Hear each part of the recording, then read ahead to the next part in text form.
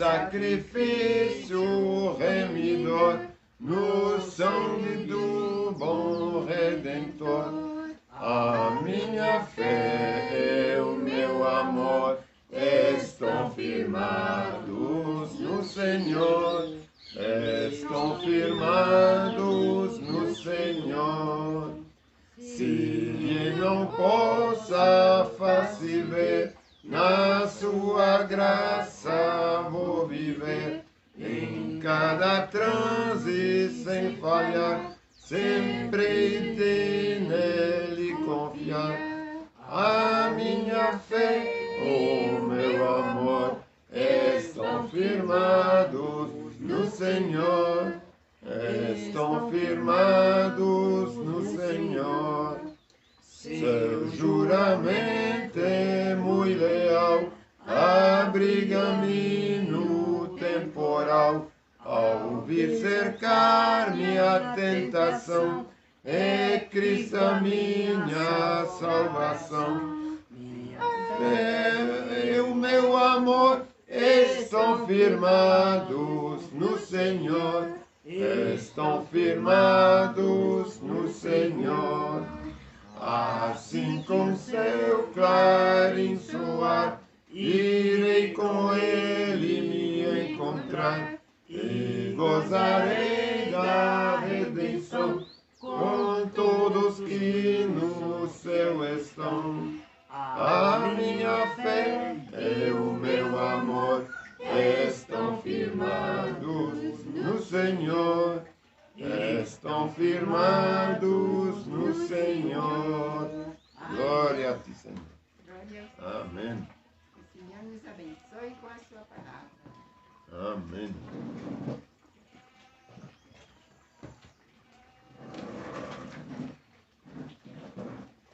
Então, vamos passar para o culto da palavra do Senhor.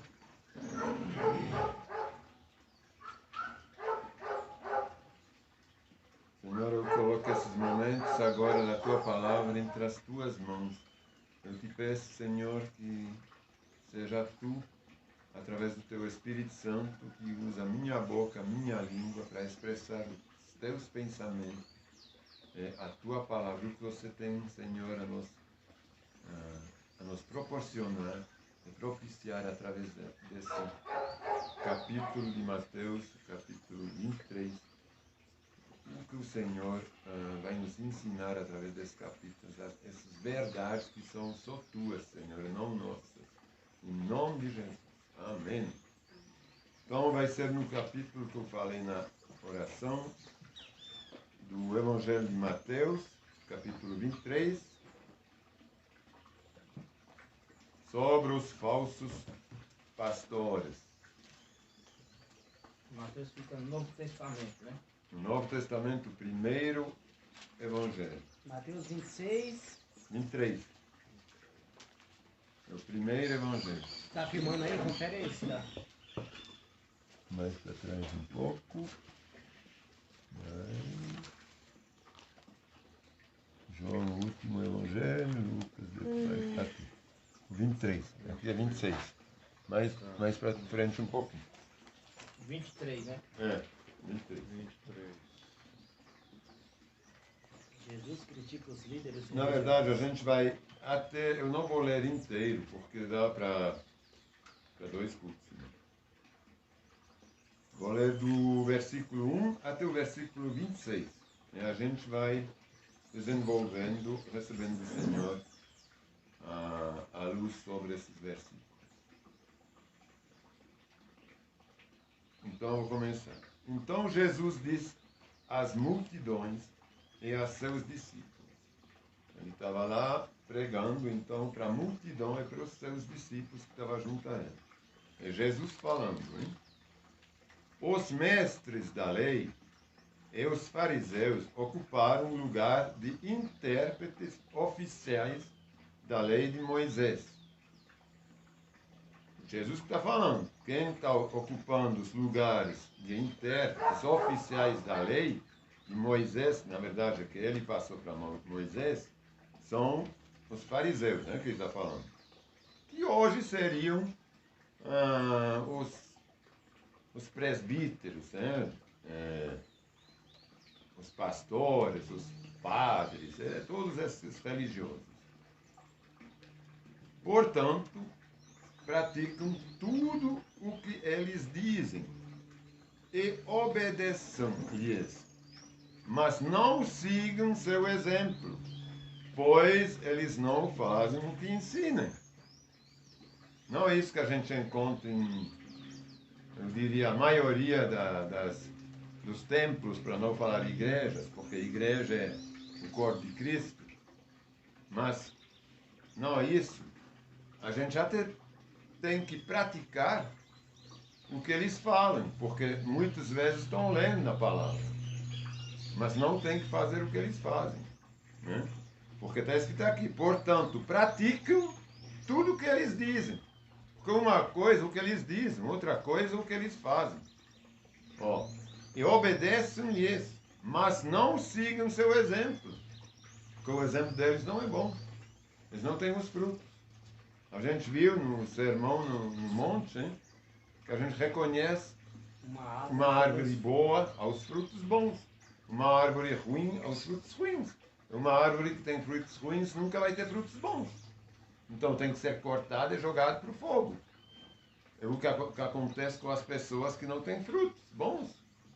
Eles vão ser ceifados e jogados para o inferno, para o lago de enxofre, onde tem ranger de dentes. Eles podem estar falando coisas bonitas, não adianta, porque os frutos não existem. Mas não sigam seus exemplos, pois eles não fazem o que ensinam. Oprimem as pessoas com exigências. Quantos pastores a gente vê, quantos padres, quantos, assim, presbíteros, a gente vê que oprime as pessoas. Falam, não, agora vocês vão ter que fazer isso. A gente já ouviu falar que aqui, nessa igreja, ou debaixo dessa placa de igreja, é assim. A palavra pode até falar alguma coisa, mas aqui não, aqui é assim. É como a gente está falando.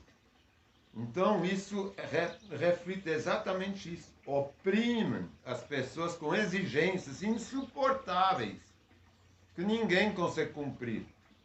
Porque são coisas que não fazem parte da vida normal. Ou tem que fazer voto de ser monge, se excluir da sociedade, para muitas vezes querer viver do jeito que eles falam que teria que viver, que não corresponde à palavra, ou não tem como. Oprima as pessoas com exigências insuportáveis e não movem um dedo sequer para aliviar seus fardos. Aí precisa de alguma coisa, não mexe um dedinho, se quiser. Não ajuda em nada. Vê que não conseguem cumprir o que eles falam, o que eles estão pedindo, mas não ajudem. Falam, não, certamente você está cheio de pecados, como se eles não tiverem. Você está cheio de pecados, você tem que voltar para os caminhos de Deus, para os caminhos de Jesus, aí você vai ter uma vida abençoada. Tudo vai melhorar na sua vida. O que é mentira. Por que mentira? Porque a gente vê no capítulo 7 de Mateus, que cada dia traz as suas preocupações e problemas. É que basta cuidar das preocupações do dia, porque o outro vai trazer de novo. Então, quer dizer, isso para os cristãos. Então, é mentira quando alguém fala, não, então você está pecando, é por isso que Deus não abençoa. Não é verdade. A gente vê que tem crianças que nascem com doenças, com enfermidade. Jesus fala, não é porque o pai, quando pergunta quem pecou, não é porque alguém pecou que nasceu com enfermidade. É porque ele está falando, nasceu com enfermidade para que o nome de Deus seja glorificado. Então, por quê? Porque Deus é tudo poderoso para curar.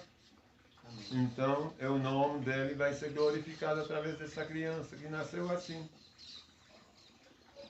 Então, eles não têm frutos. Por quê? Eles oprimem as pessoas com exigências insuportáveis e não movem um dedo se quiser para aliviar seus fardos. fazem promessas vazias muitas vezes. Promessas que não existem. Não, vocês vão ter isso se vocês fazem isso. Fora dos preceitos bíblicos. Isso não pode ser feito. Tudo que fazem é para se exibir. Usam os braços filactérios, mais largos que de costume, vestem mantos com franjas mais longas.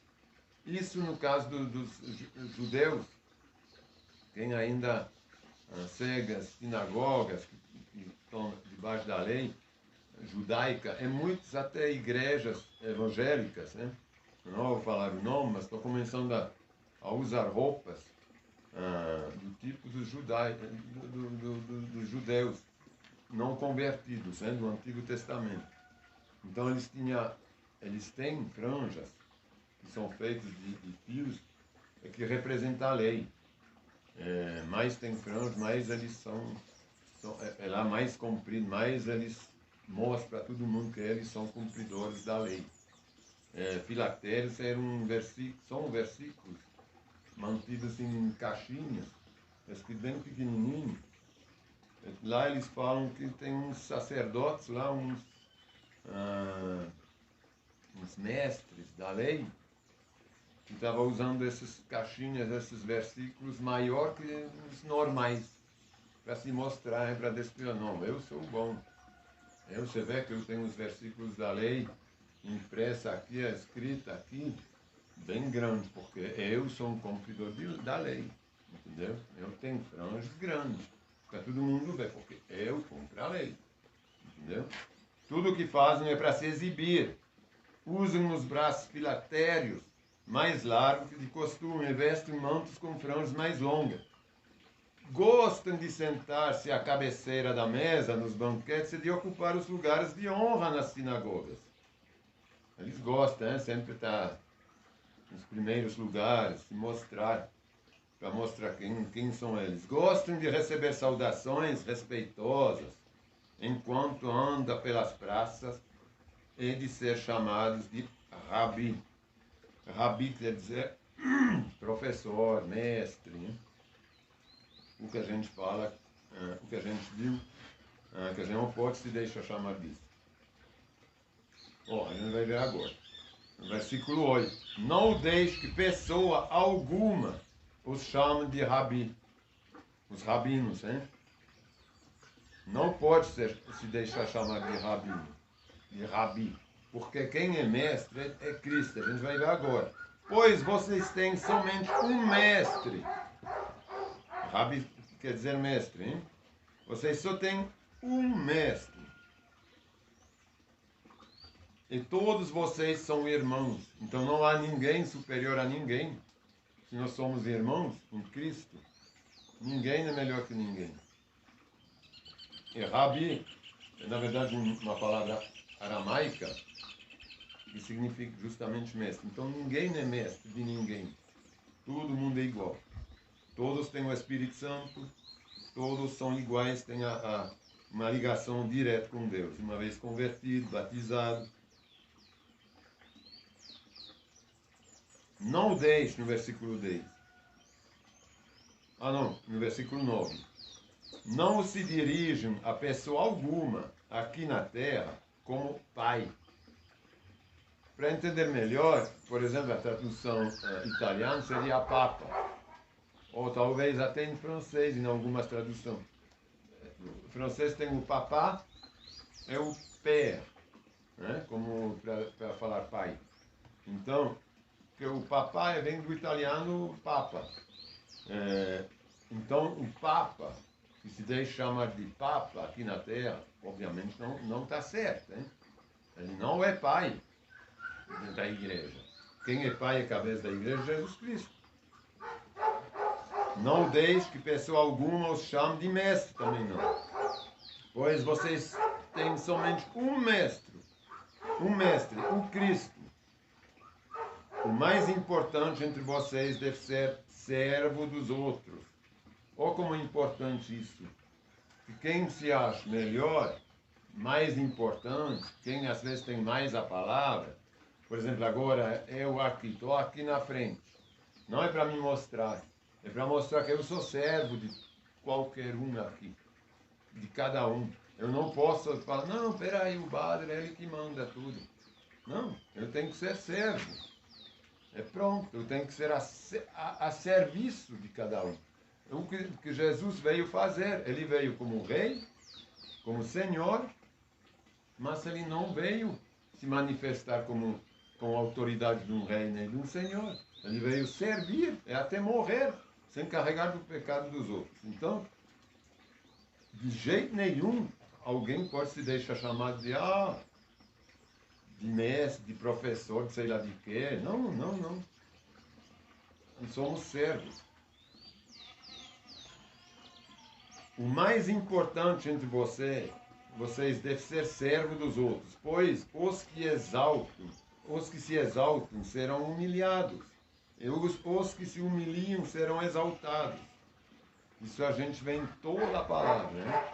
Que sempre é quem já quer receber o galardão aqui na terra, que depois não vai ter mais nenhum galardão. Infelizmente, porque a autoridade de cada um, ela não está na demonstração autoritária. Ela está justamente na humildade. Quem as pessoas vão reconhecer como sendo alguém sensato e líder? Alguém que grita, alguém que faz a força, ou alguém que tem temperança, que é sábio, que escuta? Esse que vai ser eleito pelo povo como sendo um líder. Não o que grita. O que grita, ele está se impondo. Ele nunca vai ser amado pelo povo. Agora, quem serve, quem vem a servir, esse vai ser amado.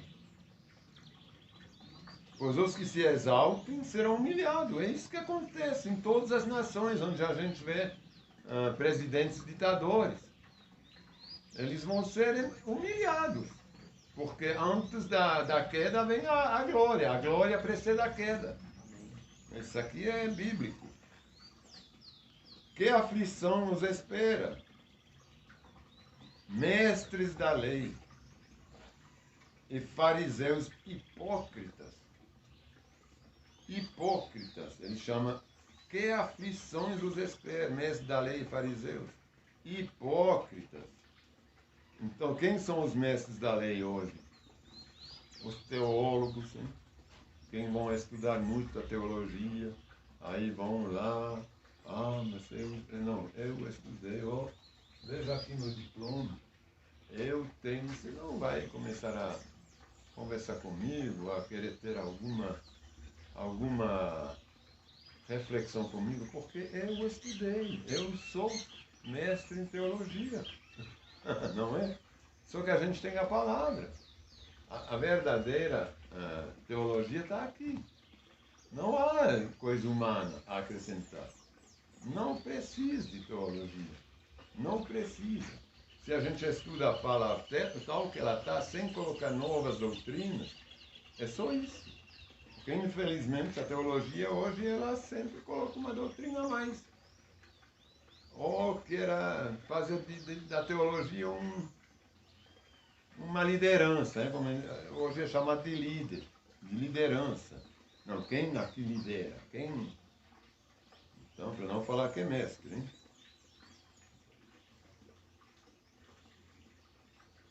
E lá ele fala, que aflição os espera? Então, quer dizer, ele está já falando que vai ter uma punição. Ele está falando, vai ter uma aflição que os espera. Que aflição os espera, mestres da lei e fariseus?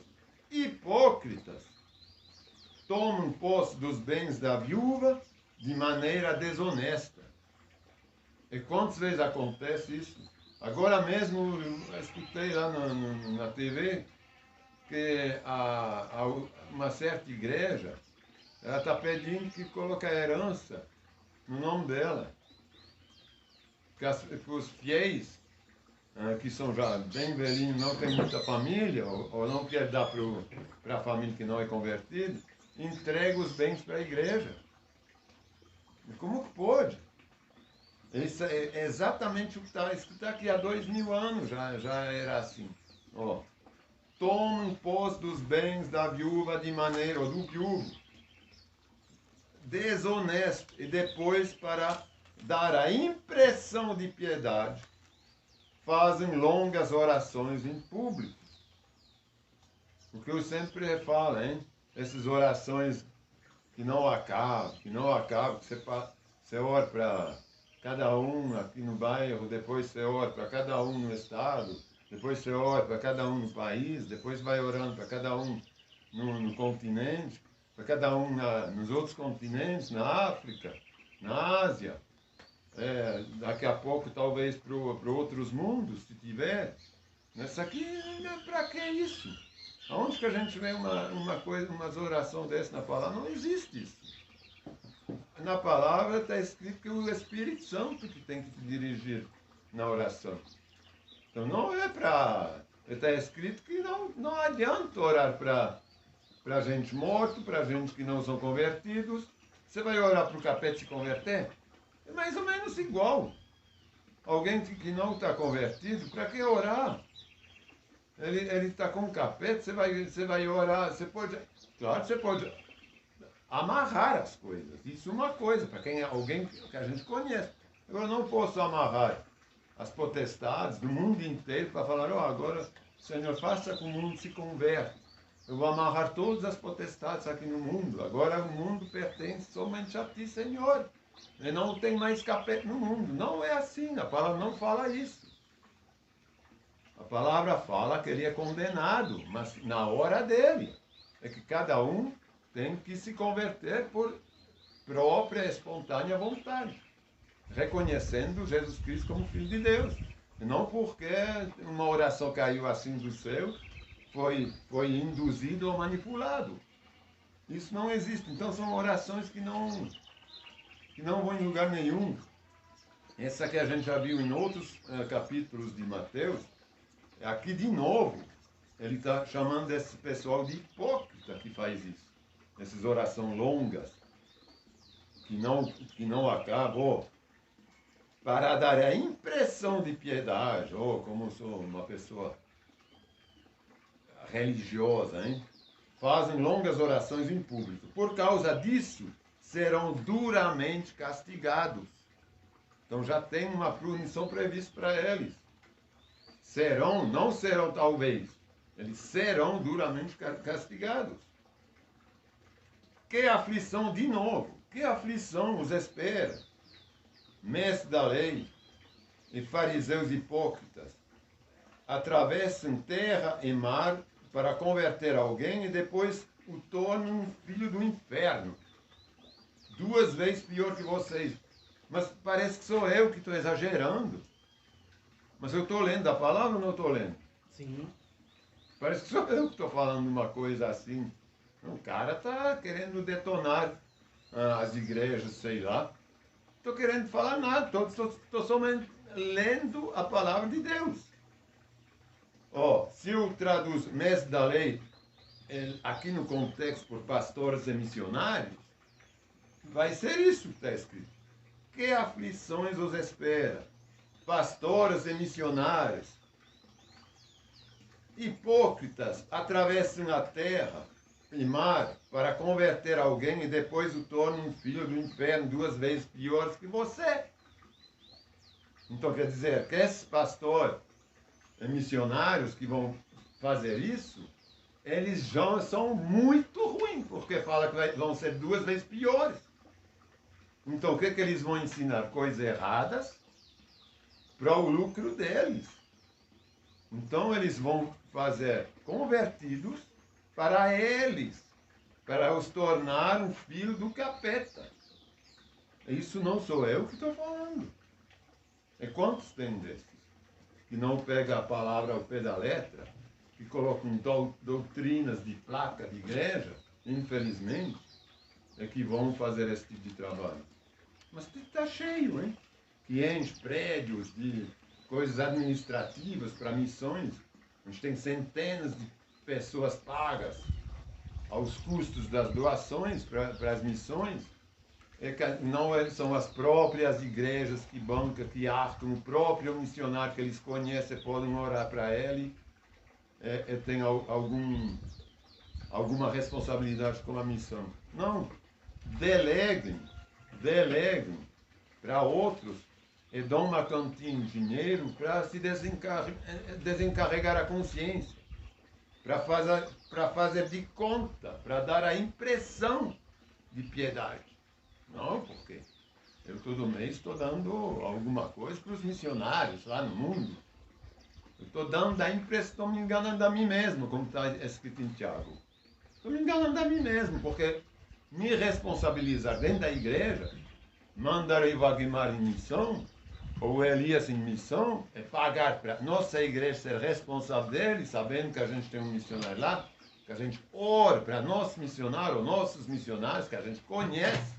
Aí sim, estão lá na África, sei lá onde, na Ásia, onde for, no sertão, ou aqui em São Paulo, mas que a gente conhece, que a gente pode colocar essas pessoas entre as mãos de Deus, e se responsabilizar, comprar uma passagem de avião de volta, se acontece alguma coisa, chamar eles de volta, eles estar apoiados pela própria igreja, não por uma coisa missionária, que a gente nem conhece. Isso não é assim. Que aflição os espera, mestre da lei, fariseu, hipócrita, atravessa a terra e o mar para converter alguém e depois o torna um filho do inferno, porque estão ensinando coisa errada. 2 vezes pior que você. Que aflição os espera, guias cegos. Guias cegos. Um guia cego é alguém que tem o Espírito Santo? Não, é? Então, aqui a gente está... Quem está falando isso não é alguém assim. É Jesus Cristo. É Jesus Cristo. Então, se ele mesmo pode chamar as pessoas de guias cegos, quanto a gente que está agora nesse mundo assim, a gente também não tem que ter medo de falar. Ou de não entrar nessas coisas, de não fazer igual. Como que a gente pode ter a certeza da luz? Aplicando e praticando a palavra. A palavra é a luz de Deus. É o Espírito Santo confirmando o que tem aqui no nosso coração. Que aflição os esperas, guias cegos. Vocês dizem não haver importância se alguém jura pelo templo de Deus. Mas se jurar pelo ouro do templo, será obrigado a cumprir o juramento. Tolos cegos. O que é mais importante? O ouro ou o templo que torna o ouro sagrado? Porque naquela época, claro que tinha ainda o... Tem um celular tocando aqui? Não. Naquela época de Jesus, eles eram todos debaixo da lei, né? Ainda jurava, porque Jesus falou que não é de jurar mais. Só que lá, para não infringir a lei, eles juravam, mas não pelo ouro que estava no altar, pelo templo, que não era o altar sagrado. Então eles usavam o templo para jurar. Aí Jesus falou, vocês são hipócritas demais. Vocês juram então pelo templo, falando que não tem tanta importância se vocês não cumprem. Porque o que é sagrado é o ouro que está no altar. Mas aí ele fala, mas se não tivesse templo, teria altar? Não teria. Então, o mais importante então se torna o templo e não mais o ouro que está no altar. Vou reler para a gente entender bem. Que aflição os espécies guias cegos. Vocês dizem não haver importância se alguém... Não há importância se alguém jura pelo templo de Deus? Mas se jurar pelo ouro de templo, será obrigado a cumprir o juramento. Tolos cegos. O que é mais importante, o ouro ou o templo que torna o ouro sagrado? É o templo que torna o ouro sagrado, hein? Dizem também não haver importância. Hoje não tem mais nada sagrado, né, no templo. Quem é sagrado, são santos, somos nós, através do Espírito Santo, e não objetos. Depois da crucificação de Jesus, quando ele manda o Consolador, o Espírito Santo para a gente. Dizem também não haver importância se alguém jurar pelo altar, mas se jurar pelas ofertas sobre o altar, então será obrigada a cumprir o juramento. O juramento. Então sempre eles tinham algum jeitinho, um jogo de cintura para não aplicar exatamente a lei como ela estava. Por isso que ele chama eles de hipócritas, esses pastores, mestres da lei, né? Cegos. O que é mais importante, a oferta sobre o altar ou o altar que torna a oferta sagrada? Quando juram pelo altar, juram por ele e por tudo que está sobre ele. Quando juram pelo templo, juram por ele e por Deus, que nele habita. Estou repetindo, hoje Deus não habita mais no templo, isso é claro. A gente vai ver isso, eu vou até a próxima vez vou pregar sobre isso para a gente entender bem. Um pouquinho mais para frente, eu vou pegar a crucificação de Jesus na hora que ele é crucificado e na hora que ele ressuscita, na hora que ele vai embora. Então a gente vai ter uma síntese do porquê e como mudou as coisas sagradas. Que as coisas não são mais sagradas, mas nós somos santos, santificados pelo Espírito Santo.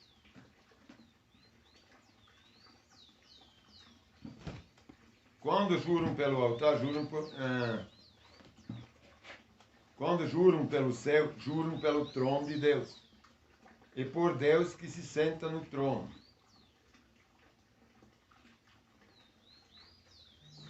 Acho que eu pulei alguma coisa aqui, não?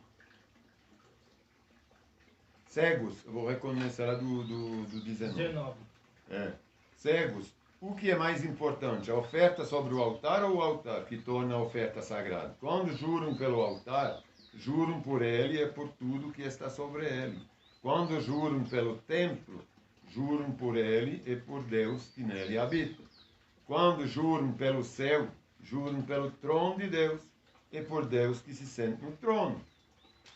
Que aflição os espera, mestre da lei e fariseus? Hipócrita, quantas vezes ele repita isso, hein? Que aflição os espera, mestre da lei e hipócritas. Rapaz, já a quinta vez que eu estou lendo isso. Tenham cuidado de dar o dízimo da hortelã, do endro e do cominho, mas negligenciam os aspectos mais importantes da lei: a justiça, a misericórdia e a fé. Eu vou explicar aqui porque ele fala assim: tenha o cuidado de dar de levar para o templo até uns pedacinhos de hortelã, uns pedacinhos de arruda, que é esse endro, ou de menta, umas coisinhas assim, bem, eu estou dando o dízimo até disso, certo? Além de dar o dízimo de todas as coisas grandes que eu recebo, que eu tenho, até nada passa escondido. Até a pequena folha que eu comi, que eu pus no meu, como tempero, eu dou o dízimo. Oh, como sou maravilhoso. Oh, como sou justo. Aí ele fala, vocês dão até o dízimo desses bobagens. De um pedaço de alecrim. Lá vocês dão o dízimo, mas vocês não fazem justiça. Não dão misericórdia. E não proclamam a fé. Ó, eu vou reler. Que aflição os esperes, mestres da lei e fariseus, hipócritas, tenham cuidado de dar o dízimo da hortelã, do endro e do cominho. Eles davam o dízimo. Mas negligenciam os aspectos mais importantes da lei: a justiça, a misericórdia e a fé. Se vocês deviam fazer essas coisas, mas sem descuidar das mais importantes. Guias cegos, com a água para não engolir um mosquito, mas engole um camelo. Aqui também são coisas regionais, hein? Ele está falando do mosquito e do camelo. Porque o mosquito, senão podia comer um animal vivo, hein? Então, de repente, podia ter caído um mosquito na água, e você bebendo a água, engolir um animal. Aí ele escoava a água para ter o cuidado de não engolir um mosquito quando tomava a água, hein? Mas ele está falando, mas vocês estão, ó, guia-se com a água para não engolir um mosquito, mas você engole um camelo. Por quê? Porque eles comiam a carne do camelo. O camelo, dentro da lei, você não pode comer. Porque eles falam, não, ele é ruminante, pode comer. Como a vaca. Mas só que ele é ruminante com o pé. Não, ele não tem Não o tem pé. fenda. Ele não tem fenda. A vaca, ela tem fenda. A cabra, ela tem fenda. Eles são ruminantes com o pé de fenda. O camelo não, ele tem um pé tipo um cavalo. Então não podia comer. Só que eles comiam, porque eles ruminavam.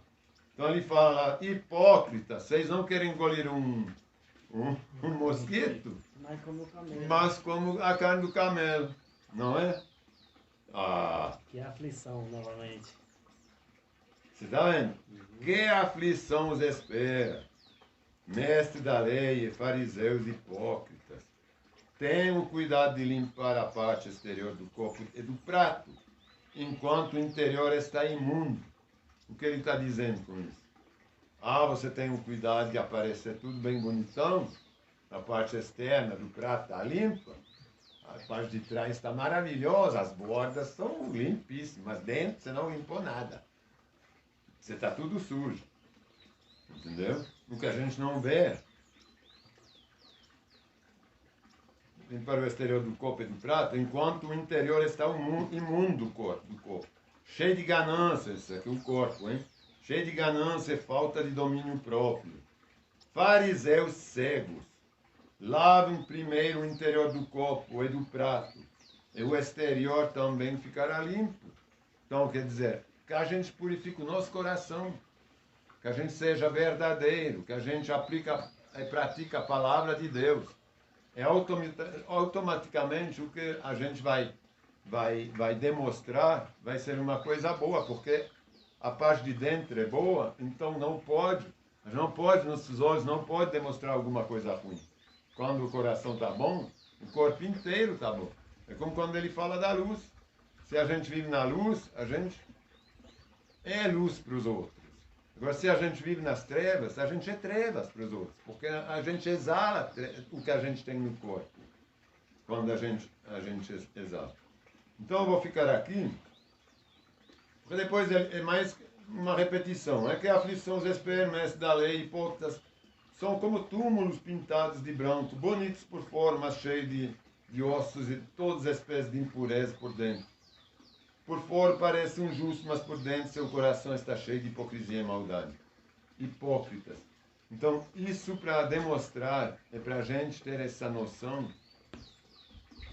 que a gente vive numa realidade muito triste, hein? Porque eu fiz aqui, claro que eu não posso jogar todos os pastores, todos que fazem teologia no mesmo saco, mas verdadeiramente eu tenho a experiência própria, agora por ter vivido há pouco tempo, essas regras de instituições que querem realmente fazer passar a traços de liderança, de autoridade para quem é o mestre, é o professor. Justamente o contrário do que está escrito na palavra. Infelizmente, a gente deveria hoje ter escolas que ensinam um serviço, e não, quando é teologia, não uma posição social que seja mesmo somente dentro da igreja. Porque ali que essa posição social não pode existir.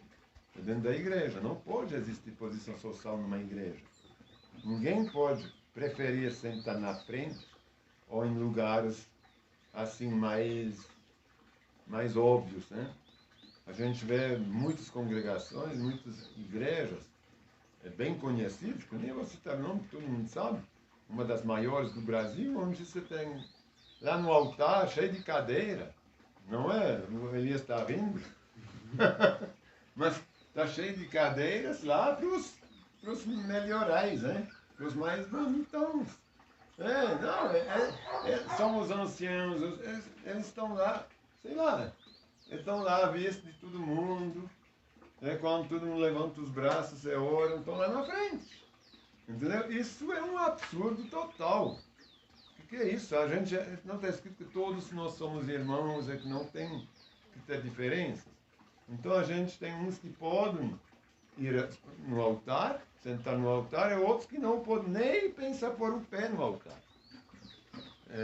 Isso eu vivi em certas as igrejas que eu passei, onde o altar, até os altos-falantes, os bancos da igreja eram vistos como sagrados. Isso é muito triste quando a coisa é deturpada de uma tal forma, que a gente não está mais seguindo a palavra, mas está seguindo doutrinas que são falsas, que são de individuais de igrejas. Estou falando de templos, porque a igreja deveria ser só uma, que é o corpo de Cristo. Então, que a gente seja muito ciente, talvez seja por isso que a gente não tenha centenas de membros, porque justamente a gente não quer fazer promessas vazias. A gente não quer ter regras, porque está escrito além da doutrina da Bíblia, de Deus, porque está escrito que o jugo de Jesus é leve, ele não é pesado. As igrejas gostam de pôr um jugo pesado, porque elas querem ter o domínio sobre isso. Aqui que é interessante, quando tem essa autoridade, tem o domínio. Não pode fazer isso, não. Não é porque está fora da lei, está fora da placa. É isso que é terrível. Não é porque a lei de Deus é muito leve. A gente vê que ela nunca é hipócrita, ela é verdadeira. Basta falar a verdade. Basta ser normal. Agir normalmente. Nada é como Deus nos criou. Então, como que eu vou ofender Deus se eu fico normal, na imagem, na semelhança do meu Criador? Eu não preciso me colocar leis que não existem na palavra. Entendeu? Então, muito obrigado, Senhor, por essa luz. O Senhor só pode dar nos nossos corações através do Teu Espírito Santo, Senhor. Verdadeiramente, o Senhor não nos deixou órfãos. Verdadeiramente, o Senhor nos deu o discernimento da verdade, da justiça. Quando a gente está de verdade, verdadeiramente contigo, Senhor, seguindo os Teus preceitos, a gente vê como os Teus preceitos são libertadores. O Senhor não está nos aprisionando, mas está nos libertando. É através do Teu amor, e não através de um bastão ou de uma voz tempestuada, que uma tempestade. Não, o Senhor se manifesta sempre na brisa, nas coisas leves. O Senhor se manifesta através da paz no nosso coração, no nosso ser, na nossa vida, e não através de relâmpagos e de trovões. Isso o Senhor não faz. O Senhor é somente de amor e de paz. E, Senhor, a gente te agradece por ter essa justiça conosco. A gente te agradece por nos guiar sempre nos teus passos e não fazer a nossa vontade, mas que a tua vontade seja sempre feita, que ela é a mais justa, é a mais leve. Muito obrigado, Senhor. Eu te coloco entre as tuas mãos os meus irmãos.